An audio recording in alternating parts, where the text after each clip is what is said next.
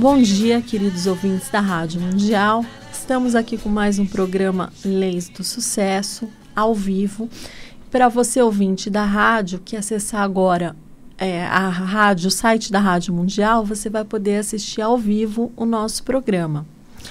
Bom, vamos falar um pouquinho hoje do pente fino que está acontecendo no INSS, porque em meio às tratativas em Brasília da reforma da Previdência, o INSS está realizando o que? Operação Pente Fino, para revisar e apurar o que eles dizem, né, que é suspeita de fraudes na concessão dos benefícios por incapacidade. Na verdade, a gente sabe que não é bem isso. Então, essa operação Pente Fino, como é chamada, a convocação dos segurados para um novo exame da situação laboral. Ela teve duas fases. A primeira começou com a edição da medida provisória 739 de julho de 2016, que acabou expirando porque não foi votada a tempo pelo Congresso. E a operação foi retomada em janeiro de 2017 com a edição da medida provisória 767, que foi transformada em lei. Então, o que acontece? Os benefícios estão sendo revisados. Primeiro começou com o auxílio-doença, foi feito um pente fino, e o corte do auxílio-doença ficou em torno de 90%. Né? Então, o que acontece? Disseram que foram apresentadas irregularidades e cancelados, mas, na realidade, isso gerou uma economia gigantesca para o INSS. Em torno de todas essas pessoas que foram revisados o benefício de auxílio-doença, 5.000 pessoas foram encaminhadas para a reabilitação profissional. A reabilitação profissional, ela é um programa do próprio INSS que faz a qualificação e o treinamento do segurado para que ele volte ao mercado de trabalho em outra função, mais adequada à sua condição de saúde. Então, aquela pessoa que eventualmente trabalhava, vamos supor, como um pedreiro, sofreu um acidente e não tem tanta força mais na mão. Então, ele vai para o INSS, ele faz uma reabilitação profissional e lá ele aprende uma série de outras coisas. Por exemplo, ele aprende a mexer no computador, que isso ele pode usar num futuro emprego. Então, a reabilitação, ao invés de cortar tanto benefício, as pessoas poderiam ser encaminhadas para a reabilitação. E a reabilitação profissional, se você se negar a fazer, o seu benefício acaba sendo cancelado. Só que seria uma forma de você não deixar as pessoas na mão, como aconteceu. Vocês vão me dizer que 90% dos auxílios-doença que foram revisados, eles tinham problemas. Então, os próprios peritos do INSS concederam de maneira errada os benefícios, porque muitos foram concedidos pelos peritos do INSS. Outros, a grande maioria dos benefícios cancelados, eles foram concedidos pela Justiça, né? Só que primeiro a pessoa pediu na esfera administrativa, houve a negativa e a pessoa foi pedir na Justiça, onde foi feita uma perícia para avaliar a capacidade laboral, como exige a lei. Então, o que acontece? Não é que você vai na Justiça e você obtém, não. Na Justiça você vai passar por uma perícia, uma, duas, dependendo de quantos problemas de saúde você apresentar. Mas você passa por perícia. Depois da perícia, você passa por um juiz que vai analisar o seu caso, vai analisar o que o perito falou e aí sim conceder ou não aquele benefício. Agora, o que acontece? Os peritos do INSS, eles não são peritos naquela determinada doença, porque o que acontece? Eles não precisam ser especialistas para examinar as pessoas. Por exemplo, um segurado que tenha problemas ortopédicos, ele pode ser avaliado, por exemplo, por um ginecologista, um dermatologista, enquanto que ele tem problema ortopédico. O outro, com problema psiquiátrico, é avaliado por um ortopedista cirurgião. Quer dizer, a pessoa que vai examinar aquele segurado que tem aquele problema de saúde não é especialista na área. A pessoa que tem um problema de coração, ela é examinada por um oculista. Quer dizer, o oculista vai... Ele estudou a parte geral, mas a especialidade dele é o quê? Ele é oculista, ele não é cardiologista. E isso é o que a gente tem visto numa série de perícias médicas, que isso não pode acontecer. A pessoa é examinada numa outra, por um especialista de uma área diversa. Então, esses segurados, eles acabam tendo negado o benefício porque eles não foram periciados como se deve. Então, o que acontece também? As evidências têm mostrado que os segurados do INSS incapacitados por doença física ou psíquica, eles estão sendo jogados aos leões sem piedade, com a desculpa disso ser uma economia. Então, o que eles estão fazendo? Eles estão economizando em cima da desgraça alheia. E sabe, a salvação do INSS é o quê? É cancelar benefício por incapacidade? Vai me dizer que existe fraude em todos? Existe sim algumas fraudes, a gente sabe, a gente vê na mídia aquelas pessoas que chegam para pedir o benefício numa cadeira de rodas e depois você continua filmando a pessoa, dali 3 quarteirões, ela levanta e guarda a cadeira de rodas no carro. Só que a gente não pode crucificar todas as pessoas que estão recebendo benefício por incapacidade por uma ou duas, por exceções que fazem isso. A gente não pode sacrificar todo mundo, culpar todos os segurados incapacitados também pelo déficit da Previdência, dizer que a culpa, que em primeiro lugar, a gente já nem tem que falar em déficit da Previdência, porque já ficou provado por A mais B que a Previdência é superavitária. Então, não existe o déficit, por quê? Porque o governo não considera tudo que entra, ele só considera a folha ali, a contribuição do empregador e do empregado. Ele não conta as outras contribuições. E aí o que acontece? Se você não soma tudo que entra, mas em compensação você soma todos os gastos, é lógico que em qualquer conta vai dar o quê? Prejuízo. Vai dar que existe um déficit, mas que na realidade não é isso. Não tem déficit nenhum, porque se tivesse, já teria mudado muita coisa, já teriam cortado vários benefícios. O INSS vai bem, obrigada. Há mais de 40 anos que, desde quando eu era um bebê, eu escuto falar que o INSS vai quebrar. Não é nada disso, está muito bem. Esses cortes de benefícios não precisariam acontecer, tá? Porque isso daí é uma economia, mas que não existe. Está quebrado. Então, é uma judiação você massacrar quem já foi massacrado por uma doença física ou mental no decorrer da sua vida. Os problemas do INSS são outros e não são os modestos benefícios dos segurados incapacitados. Sabe, a gente tem N formas de combater uma série de problemas, mas não tirando de quem já não tem. A pessoa já está doente. Imagina quantos pais de família que recebiam auxílio-doença que foi cancelado indevidamente. E essas pessoas, o que acontece? Muitas delas, elas voltam à empresa, doentes mesmo, e chegando na empresa, o que acontece? Já tem lá a cartinha de demissão aguardando. Então, a pessoa retorna para a empresa e perde o emprego. Outros, a empresa não deixa a pessoa voltar. A pessoa quer voltar para a empresa, a empresa manda a pessoa para o INSS. Chega no INSS, ele fala, não, você tá bom, pode voltar para a empresa. Bom, o segurado que julgar que o cancelamento do benefício de auxílio-doença e agora também a aposentadoria por invalidez que estão sendo periciadas e por conta da operação da Previdência ou qualquer outro motivo, que esse segurado entender que foi realizado de forma indevida, ele pode administrativamente apresentar um pedido junto ao INSS solicitando a reativação. Se ainda assim a Previdência não considerar a possibilidade de reativação do benefício, esse trabalhador pode procurar um advogado da sua confiança que analise o caso para ingressar com uma ação com pedidos de tutela para que esse segurado volte a receber o benefício a que faz jus. Então, toda ação judicial de restabelecimento da concessão do auxílio-doença, o segurado, é importante avisar que vai ter que apresentar uma série de documentos que comprovem a necessidade do benefício. É imprescindível que o trabalhador tenha provas que evidenciem a incapacidade para o trabalho, como laudos, atestados médicos atualizados, porque o que acontece?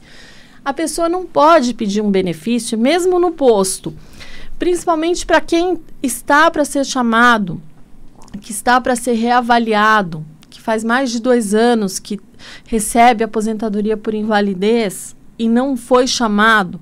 Então, essa pessoa, é bom providenciar o que é exames médicos. Essa pessoa, ela tem que juntar laudos, atestados que comprovem a doença que ela tem, que comprovem. É importante você juntar o que você toma, os medicamentos, porque muitas vezes a doença em si, às vezes ela não deixa a pessoa incapaz. O que torna aquela pessoa incapaz é o medicamento que ela toma.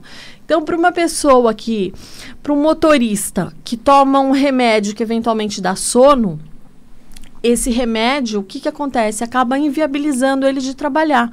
Principalmente se ele... um motorista que transporte escolar. Imagina ele tomando um medicamento que ele tem sono. Quantas vidas ele pode colocar em risco?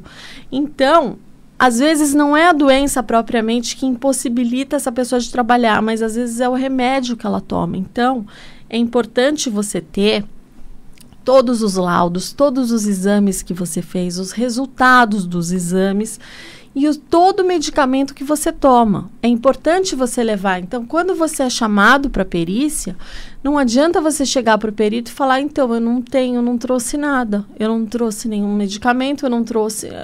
Mas você não fez exame? Não fiz. Aí fica difícil você provar que você realmente está doente. Por quê? Porque uma pessoa, quando ela está doente, ela vai no médico, ela toma remédio, ela tem que fazer exames periódicos, ela tem que passar em consulta médica, e aí a pessoa vai e não passa em nada disso. Então, o que acontece? O perito já começa a olhar para aquela pessoa já duvidando que ela esteja doente. Então, é importante não adianta você dizer que você tem uma doença, você precisa provar que você tem aquela doença para que você continue recebendo aquele benefício por incapacidade, seja ele auxílio-doença, aposentadoria por invalidez.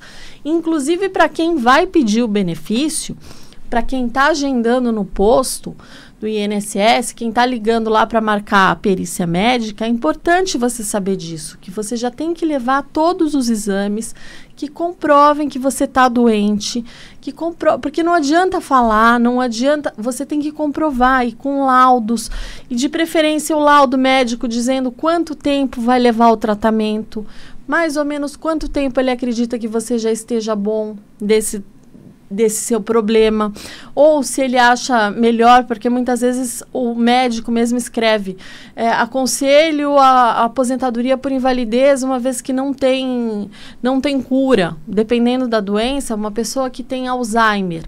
E o que acontece com Alzheimer? A tendência é piorar. Não, é difícil a pessoa ter uma melhora. Então, quando a pessoa, dependendo do grau que ela esteja, o médico mesmo já pede para o perito do INSS aconselho que aposentar essa pessoa por invalidez.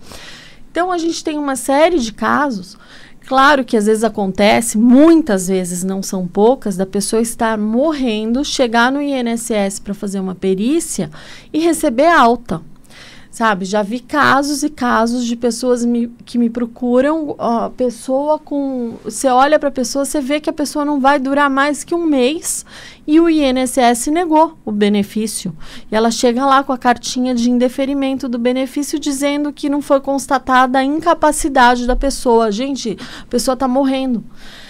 Outros casos, você precisa ver também se você está pagando o INSS. Não adianta você pedir um benefício. Isso eu recebo dúvidas praticamente quase todos os dias de pessoas dizendo, olha, faz anos que eu não estou contribuindo para o INSS, mas eu estou pensando em pedir auxílio-doença. Nem peça. Se você não contribui, o INSS é uma forma de seguro.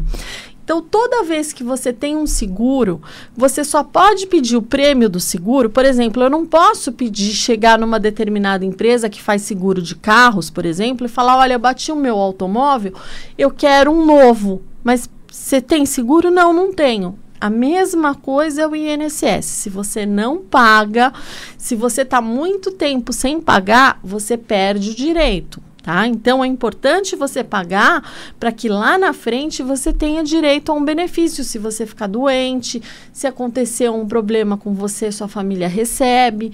Enfim, então funciona dessa maneira, porque não adianta você pedir se você não paga. É importante você pagar, aí sim você agenda uma perícia, leva toda a documentação que comprove a sua doença, para que aí sim você peça o benefício. E aí, se porventura esse benefício for negado, tiver lá todos os papéis que você realmente faz jus àquele benefício e você não pode trabalhar, aí sim é possível ingressar com uma ação judicial pleiteando aquele benefício que foi negado para você. Então, o que acontece? O INSS, ele, ao dificultar a obtenção do auxílio-doença e aposentadoria, aos trabalhadores que comprovadamente estão inaptos para o trabalho, o INSS ele confronta a sua finalidade social, porque a gente parte do pressuposto de que nenhum trabalhador quer ficar doente ou incapacitado. Então, não existe, sabe? A pessoa está trabalhando, ela não quer. A última coisa que ela pode é ficar doente. E aí, quando ela fica doente, você está pagando aquele seguro e o INSS fala, não, eu não vou te pagar. Então, é a mesma coisa, você bateu o carro e a seguradora não quer pagar o seu seguro. Então, o que você faz? Você tem que recorrer, você tem que entrar com uma ação e processar o INSS para quê? Para ele reativar, para ele conceder, ou se ele cancelou, para ele reativar o seu benefício e pagar, inclusive, os atrasados. Bom, o benefício ele não tem um caráter pragmático, ou seja, você não pode prever a quantidade e duração do benefício. E a Previdência Social, ela tem imposto regras cada vez mais rígidas. E ela acaba o quê? Privando esse segurado de usufruir o direito como determina a sua função social perante a sociedade. Cada vez eles criam mais regras, cada vez eles impõem mais dificuldade da pessoa de conseguir aquele benefício. Então, o que acontece? A pessoa está lá, está doente, pagou. Aí, na hora que ela precisa da contraprestação, ela precisa o quê? Entrar com uma ação judicial para pedir os atrasados. Mas o que acontece? A pessoa não pode desanimar.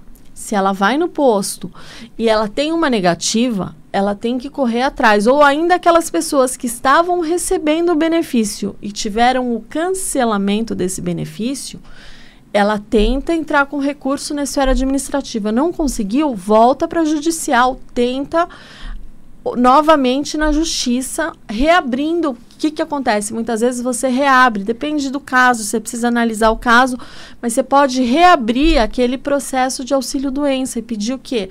Dizendo que foi cortado indevidamente aquele benefício que a pessoa precisa o quê? Continuar recebendo. Então, você reabre aquele processo para que a pessoa volte a receber o benefício.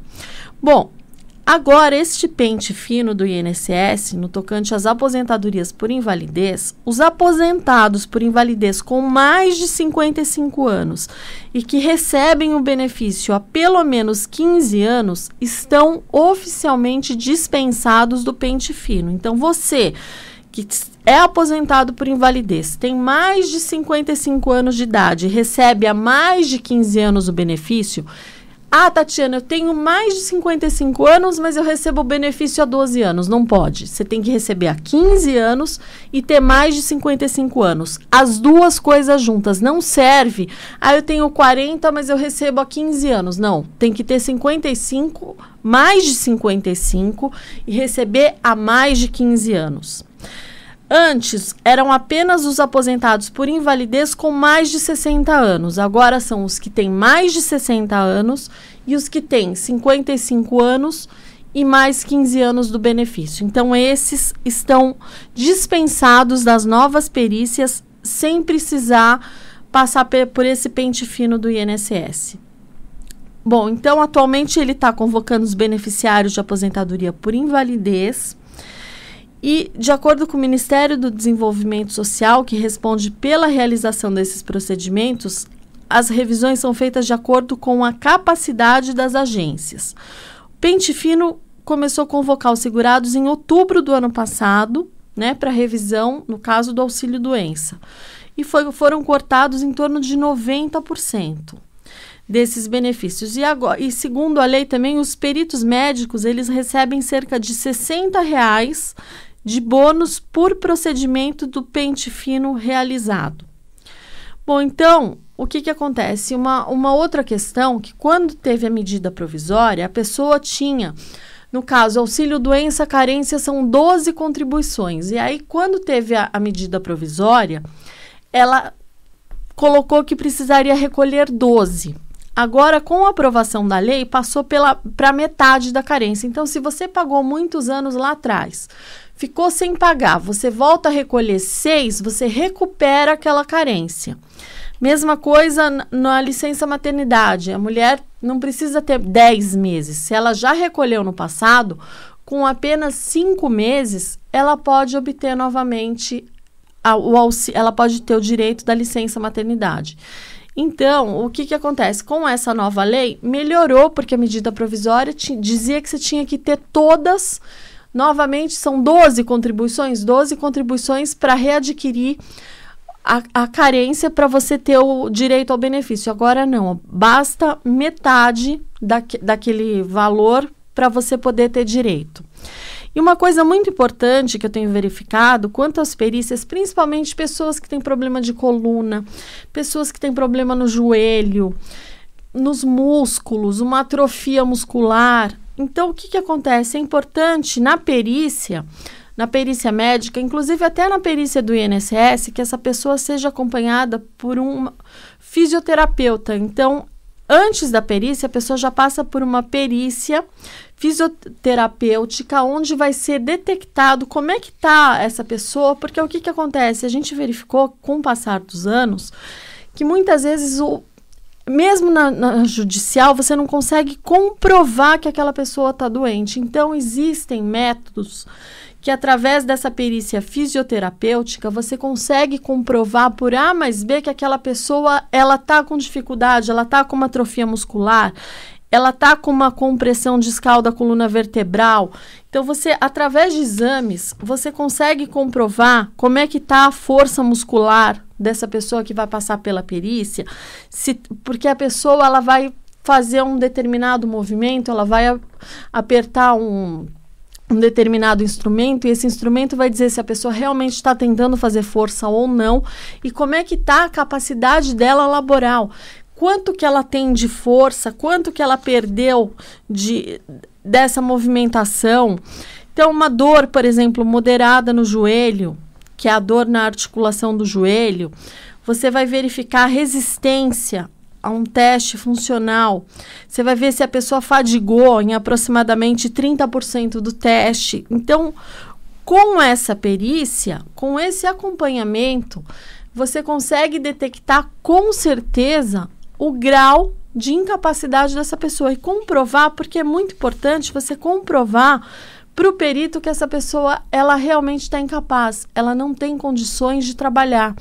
Então, através dessa perícia agora, que eu acredito que está começando agora, e daqui uns anos ela vai ser assim muito requisitada, porque é uma maneira de você comprovar, porque às vezes você vê que a pessoa está com problema no joelho, como é que em meia hora, como é que o perito vai analisar se aquela pessoa realmente tem um problema? Ele vai olhar, mas ele não sabe se a marcha é lenta, como é que tá, se ela pode andar, se ela tem dificuldade. E com essa perícia fisioterapêutica, ela vai ter o quê? O perito vai ter mais elementos de analisar a pessoa e ele vai poder verificar se essa pessoa realmente está apta ou não à atividade laboral. Mas isso se aplica, essa perícia, principalmente para os casos que a pessoa tem problema muscular, que a pessoa tem problema no joelho, nos membros superiores, no braço, na coluna. Não é para todos os tipos, porque num problema cardiológico fica demonstrado através de exames. Esse problema é mais coluna, membros, força, enfim. E aí é possível detectar com mais facilidade. Então, a gente faz tudo para mostrar para o perito que aquela pessoa realmente está doente e impossibilitada de voltar às atividades laborais. Bom, gente, essas são as minhas dicas de hoje. Eu vou terminando o programa, que já está chegando no final. Meu telefone é o 3439-8585. 3439-8585. Facebook, Leis do Sucesso, ou então no YouTube você digita lá Tatiana Ragosta, que você vai poder assistir os programas feitos aqui pela Rádio Mundial. Se tem dúvida, Você quer falar comigo? O melhor jeito de você falar comigo é através do e-mail. Então, mande um e-mail para tatiana.r.de rainha.uol.com.br. Repetindo, tatiana.r.de.maria@uol.com.br. Bom, gente, mais tarde, às 20h30, estarei novamente com vocês com mais um programa Leis do Sucesso. Fiquem com Deus, até mais tarde, uma excelente terça-feira. Bom dia.